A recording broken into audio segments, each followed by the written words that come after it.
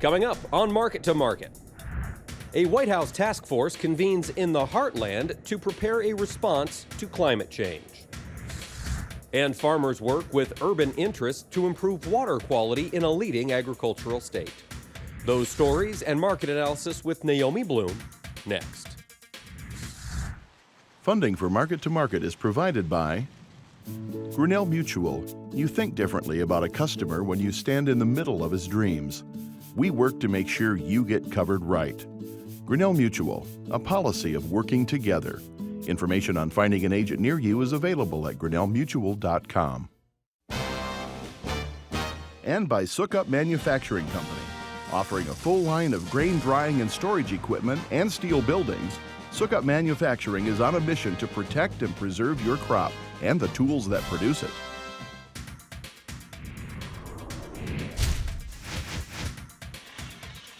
This is the Friday, May 16 edition of Market to Market, the weekly journal of rural America. Hello, I'm Mike Pearson. It's springtime in America, and as farmers do the annual dance of planting crops between rainstorms, Mother Nature is assaulting the West with more severe weather.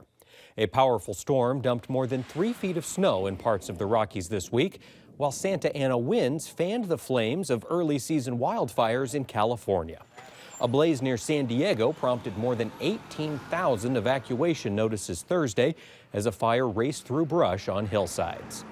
That blaze was only 10% contained early Friday, but some evacuation orders were lifted by week's end. So far, the flames have shut down schools, driven tens of thousands from their homes, and caused more than $20 million in damage. Authorities say arson may have played a role in the fires, but others say persistent drought and the tinder dry brush stoking the flames are caused by global warming. And that was the topic in the Heartland this week, where a White House task force convened to consider the impact of climate change. Following a weekend of violent storms culminating in a nearby tornado, efforts to prepare for extreme weather and other events blamed on climate change took center stage in Des Moines, Iowa this week. The Hawkeye State's capital city is the third of 4 communities to host a White House task force on climate preparedness and resilience. The future of food and resources is really front and center in the discussion. So I think that certainly, while we don't have as large a population base as some of the coastal areas, we are really a significant source of food. Last November, President Obama signed an executive order creating the task force. The team is comprised of 8 governors and a handful of local officials and tribal leaders. The committee will inform the Obama administration how various federal and local governments can better respond to natural disasters and minimize the human contribution to ongoing climatic shift. While climate change is a global phenomenon, the impacts are all local. Over 300 scientists and government officials identified greenhouse gas emissions as the root cause of global warming in last week's peer-reviewed National Climate Assessment. The report alleges that industrial pollution and heavy use of fossil fuels, among other contributors, have led all regions of the country to experience radical environmental fluctuations. Droughts, flooding, and wildfires are all said to be on the rise in recent years, threatening lives and livelihoods in America and the rest of the world. If we're going to chart a course for our planet that's better for our children than the one that we have given them, we must act now, and we must act as a team.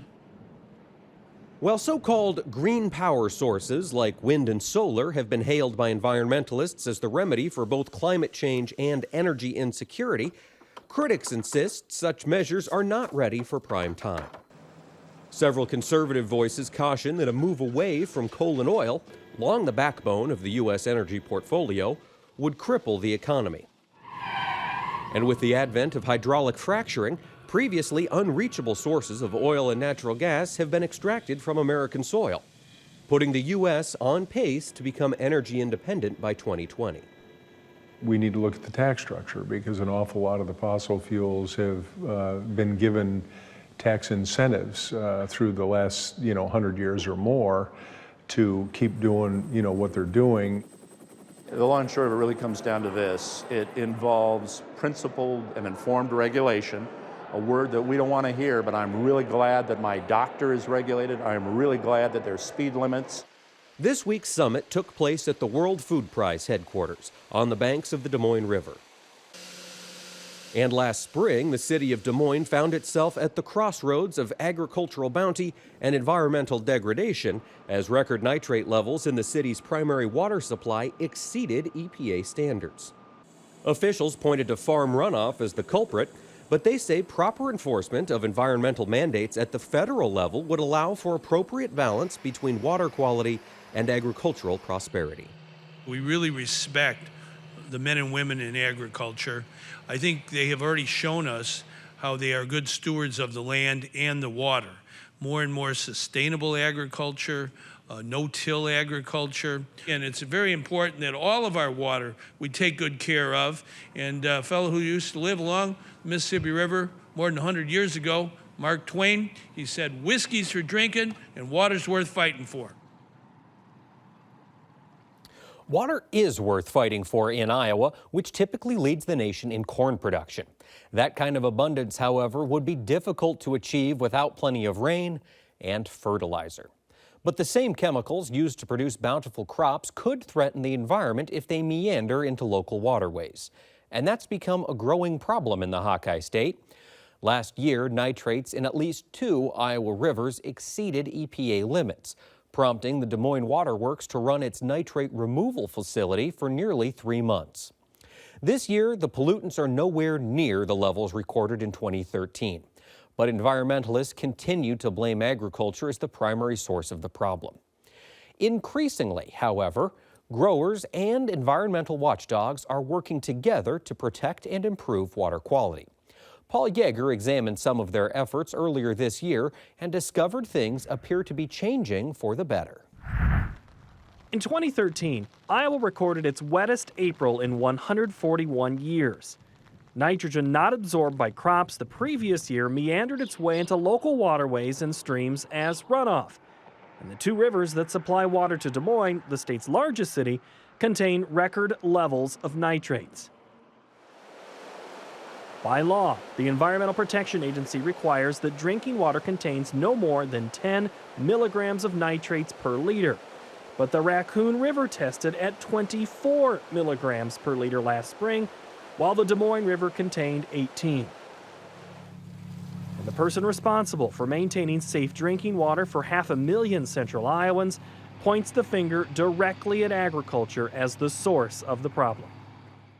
There are urban contributors to runoff and to pollution. I don't mean to disparage that, but the idea that feeding the world is somehow this password that lets us get by any responsibility for poisoning our neighbors is a real problem for me. In response to the record level of nitrates, the Des Moines Water Works switched on its $3.7 million nitrate removal facility for the first time since 2007. The system, which is believed to be the largest in the world, cost $7,000 a day to run, and the bill for the nearly 3 months of operation amounted to over $500,000. Operating and maintenance, that's very costly when you start putting in treatment systems. A lot of communities will look at drilling a new well, but that's not a guarantee if they drill a new well that it's not going to be drawing a contaminant such as nitrates into that new well. So Becky Ortman is the Source Water Protection Coordinator for Iowa's Department of Natural Resources. According to Ortman, 30% of Iowa's 880 municipal water supplies are highly susceptible to contamination from nitrates. Many of those municipalities serve small communities where an expensive nitrate removal system would be unfeasible. most communities that are proactive will say, I want to take care of this before they reach the maximum load that they're allowed to. EPA designates you can have a 10 MCL is what the nitrate level is. And so once they hit that, then they have to find alternate sources of drinking water for their community. It's kind of like planting the tree. The best time to plant a tree is 20 years ago. The second best time is today. Over 70% of Iowa's drinking water comes from groundwater, which is tapped by drilling wells. Because it is subsurface does not mean it is pollution-free. They regulate how much you have to test according to where your levels are. So since we're at an 8 average, we test every month. We send a sample in that gets reported to the DNR. We at Griswold, we test it ourselves every day, just for our knowledge. We're not required to do that, but we test every day. Perilously close to test numbers that would cap its wells, the town of Griswold turned to the Iowa DNR to explore possible solutions. With a population of only around 1,000, less expensive solutions aimed at preventing contaminated water rather than treating it were explored. Our primary objective when we go into a community that has an existing contaminant problem is to identify if that contaminant is a point source or a non-point source, and then to try to better define the capture zone area of where their drinking water is coming from. The capture zone is the area where a well draws its water. Once the capture zone is identified, the source of the pollution can be determined and addressed. In Griswold, the source of contamination was determined to be agriculture, but a solution proved elusive until area farmers were invited to help develop a strategy that would reduce the amount of nitrates entering the water supply. We was just trying to do it all ourselves, and once we asked them, it was like they come in and they were so much enthused about helping protect our water, not only the city's water, but they're also, since we've started this, they've started doing it in other areas around Griswold that's not in our capture zone. The solution reached in Griswold was to plant cover crops in the identified capture zone. According to the Iowa Nutrient Reduction Strategy, 92% of nitrates in Iowa's waterways come from non-point sources, and cover crops are the best single farming practice to keep both soil and nitrates from running off farmland. The finding is the culmination of 2 years of work by the Iowa Department of Agriculture, the Iowa Department of Natural Resources, and Iowa State University. We have some land that lays around the city wells, and we're doing a cover crop to try to control the nitrates in the water. The nitrates in the Griswold water have been moving up slowly, and we're trying to, it's not dangerous levels yet, but we're trying to get ahead of it before they do. Cousins chose a cover crop of ryegrass, which was seeded by plain on standing corn. It is not the first conservation measure that he has adopted to protect Griswold's water supply. We put a buffer strip around here. It's a 200-foot radius around the well, probably 15 years ago, something like that. Thinking at that time that would help, and it probably did help some. But now we're putting cover crops in to help control the nitrates, and we've also gone to spring applied anhydrous, plus another split application where we're putting more liquid in.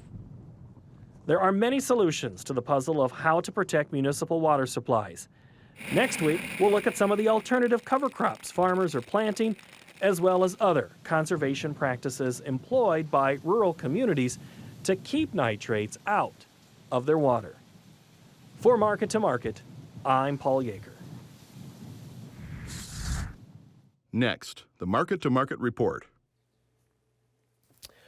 The Agriculture Department reported Monday that nearly 60% of the nation's corn crop had been planted. That's twice the amount reported just 1 week earlier, and prices, like the seeds themselves, went in the dirt. For the week, July wheat lost 48 cents, while the nearby corn contract moved 24 cents lower. Soybeans couldn't escape the sell-off as the July contract gave up 22 cents. The nearby meal contract followed suit with a loss of more than $7 per ton. In the softs, cotton lost ground for the second consecutive week as the July contract declined by $2.54 per hundredweight. In the dairy market, June Class 3 milk lost 74 cents, while the deferred contract gave up 29 cents per hundred. Over in livestock, the June cattle contract lost 15 cents. August feeders advanced by nearly $2, but the June lean hog contract lost $1.25. In the financials, the euro lost 5 basis points against the dollar. Crude oil gained $2.27 per barrel. COMEX gold advanced by $5.80 per ounce, and the Goldman Sachs Commodity Index gained nearly 5 points to settle at 653 even. Here now to lend us her insight on these and other trends is one of our regular market analysts, Naomi Blohm. Naomi, welcome back. Thanks, Mike. We're glad to have you with us. It has been a busy week in the grains as we saw a fairly tremendous sell-off in the wheat pit. Talk to us about what happened in the wheat market. A lot of technical selling in wheat this week. Last week's Friday's USDA report actually was friendly as far as U.S. production goes because the production is down, the U.S. ending stocks are lower. The problem, though, is that the global supply continues to get large and larger, and without just any new fresh news, the funds sold it off, and then it just brought this huge wave of technical selling. And it's really frustrating when you look at our winter wheat crop, which is the worst it's been in decades, and the market isn't responding. It responded a while before, but now it's ignoring that factor of it. And then when you look at the spring wheat crop, it's only just over 30% planted, and that's very behind schedule. It's normally about 65% planted right now, so there's a room for that market, you would think, to have a rally, but at the same time, it's this global factor that's just putting its thumb on the market and keeping it lower. So hopefully this next week, we see the market have a technical bounce, a little bit of a correction, but just because of this global situation right now, the bounce is probably an opportunity to make some sales if you needed to do so. On the technical levels, looking at the bounce, about where do we expect that to occur? It could take the marketplace between all of the different wheat contracts about 20 to 30 cents higher just on a technical bounce or correction. So that's what you're going to be looking for this next week, and that's again across all three marketplaces. Now, as you look longer term with this large global overhang, is there any opportunity for the market to get that chewed up for some more optimism in the wheat prices longer term? It's going to take an issue regarding supply to be affected, and so it has to come from primarily weather. And so there's already talk in Russia that there's some hot and dry temperatures coming. And so if that continues and if they have a hot summer, then their crop will absolutely be affected. And with the El Nino pattern, a lot of times that affects the Australian wheat. And years ago, it was the Australian wheat that led a huge market rally for all of the grains. And so those are things to be mindful of. But again, just because the whole supply situation is bountiful right now and demand is constant, it's going to have to take weather to make the market move higher. And in the meantime, watch for that 20, 30 cents bounce. And capitalize on it. Good time to make some sales. Now, as we look at the other grain, looking at the corn market, we had another sell-off, both old and new crop this week. Tied to wheat, or what happened there? That was, again, tied to that USDA report. And what was frustrating is that that old crop number on the report last Friday was so friendly, and the market just ignored it. And the reason it ignored it is because the USDA did two things with the new crop. They gave the USDA yield number for the new crop up at 165, and then they increased the global supply and the global ending stocks. And so it's not enough news right now to justify corn prices to stay above $5. So then again, technical selling came in, especially on Friday last week when they posted a bearish reversal on the market. Sunday night, the market gapped open lower. So that's like the biggest signal ever for technical traders to say, sell me, and then the market did just fall lower.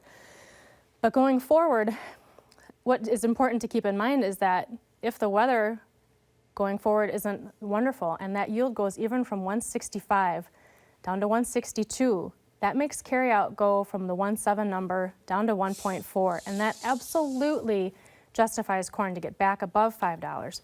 But most likely you're going to look at a situation where we have nothing to talk about for 3 weeks until the next USDA report. It's going to be a great time for the day traders to have some fun just trading the market ranges, and we have to just sit and wait for weather. All right. Well, now, speaking of weather, we do the Market Plus segment where we take questions on Twitter and Facebook, and we had one here from Shannon S. on Twitter, and she is curious, as you mentioned weather, is the trade ever going to take into consideration this very cold start to this year's corn planting season? In Wisconsin and parts of Iowa tonight, we're talking frost warnings. Would that be enough to get this market moved one way or the other? Or? It's enough to get the traders' interest back, but I think it's going to take maybe a couple weeks from the standpoint of the Monday afternoon crop progress reports if the emergence numbers on those reports starts to just get behind schedule.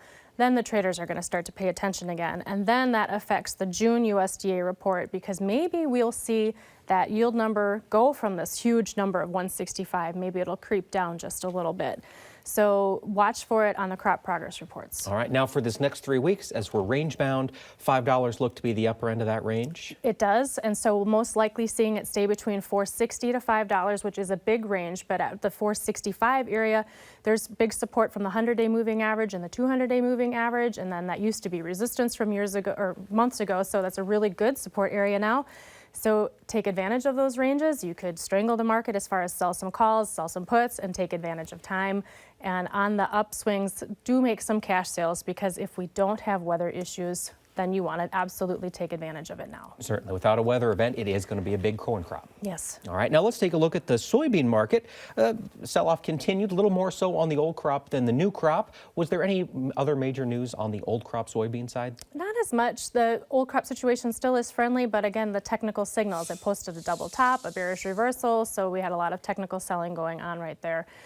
The export situation seems to be good yet. We actually had really good crush numbers this week from NOPA. It's the best April numbers that they've had in about 5 years. And so that's not normal, because usually this time of year seasonally they don't crush as much. So that is still showing that demand is really strong. But we just don't have enough news to justify it to go higher than 15. So we'll probably stay right around 14.50. And if there's any further technical selling, it takes us down to 14. That should hold it at that time. But again, another thing where we've got not too much to talk about for about 3 weeks. So look for some range-bound trade. All right, now on the new crop, we've got planters starting to roll with soybeans. Same story, just not a whole lot of news to move this market one way or the other? Right, that's exactly what's going on. And a lot of traders still keeping an eye on South America and global demand. The USDA did make the global carryout, again, large, and so that's keeping pressure on the market. But November beans right now are doing a wonderful job of holding $12 support, and as long as they do that, we'll see them continue to trade range-bound between $12 and $12.30. And the risk, though, is if the weather turns good and then we see the $12 support area fail, because then there's not much to catch it to $11.50. So don't sit on your heels. Keep an eye on it every day. Make some cash sales if you need to. I would. You bet. Now, in your conversations with producers, have you heard of many acres switching corn to beans with this late start and the projected cold weather coming? It's not talked about yet because there still is hope, but I gotta tell you, in North Dakota and Minnesota and Wisconsin, parts of Michigan, nothing is happening. Absolutely nothing. And so now people are wondering, do they go past their prevent plant date if it gets to that point, or do they switch it? And so it's going to become a conversation in about 2 to 3 weeks, but we haven't seen any evidence of it yet. Okay, so range bound until then. Yes. Well, now let's jump over and talk livestock. We had the cattle on feed report come out today. How do you anticipate the trade reacting to that on Monday? The report today came out as expected. So the on-feed number down 1%, placements down 5%, and it was, again, totally as expected. The opening calls already for next week, they're calling it unchanged. So the big picture still is the same old song and dance, where we have just historically low numbers. Demand keeping up. Our export market actually, though, is down about 3%, which makes sense because the prices are high. But at the same time, that demand is there, and because of the supply being so low, the price should stay firm for now. And that feeder cattle market, on fire this week. Yes. I just am amazed. If I were a producer, I would really be taking advantage of this corn drop and be locking in some corn sales, because we don't really have a reason for corn to totally fall apart yet. And if the weather gets goofy later, then you want to make sure you have that booked in place. But I would just take advantage of what's been there. It's been a great ride. Well, now, and on the feeder cattle side, as we look, up $2 this week, the nearby at $193. How would you tell a producer to take advantage of that? What would be your advice? Where are we headed? It's mind-boggling that we've even gotten this high. And now I'm to the point where I would say, now you need to protect it, because in the past it was more like the outlook is still so good, you don't really need to do anything. But now you're coming to a point where there's this technical crescendo, and the market is getting close to that big, almost like a psychological, 200-point area where you're just like, what is this? This has never been seen before. So now this is something where technical traders might come in and slam it lower just from that regard. But at the same time, the fundamentals still justify higher prices. So we might see a technical correction, but the big picture for now, it still looks really good. So a good time to get in there on the option side, maybe not selling futures. Floor, right. Get something just protected. In case. All right, now let's look at the hog side. We've got another down week in the hog market, third in a row, I believe, down $1.25 this week.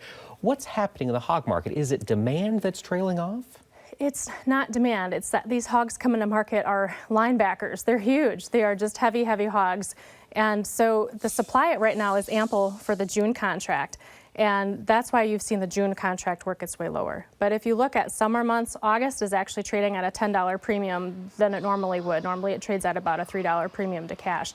So the August contracts and the October contracts have actually pushed a little bit higher this week, and it's on the expectation that the production numbers will be down later this summer and into the fall because of PED. But then at the same time, with the weights that are coming in, they are offsetting any of that lower production that might be seen. So that's something that we have to really be careful of going forward. So if we continue to see the heavy hogs, then that August price needs to come down. So it is something to really be watching very closely over the next month. Because we are seeing pork producers just pile on the weight, and the tonnage is replacing the lost hogs. Yes. Wow, and that's going to continue, and especially if corn continues its lower prices. Right. All right. Now, as we take a look at, I'd like to talk a little bit about the crude oil market. We saw it come up a little bit this week, $2.20 some cents.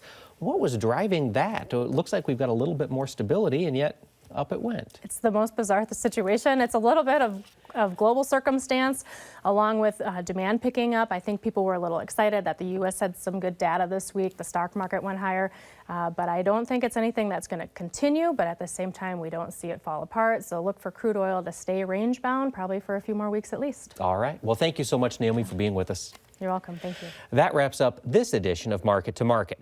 But Naomi and I will continue our discussion and answer more of your questions in our Market Plus segment online. You'll also find audio podcasts and streaming video of our program, as well as links to our Twitter feed, Facebook page, and the rest of our social media outlets exclusively at the Market to Market website. And be sure to join us next week when we'll continue our examination of efforts to improve water quality in a key farm state. Until then, thanks for watching. I'm Mike Pearson. Have a great week.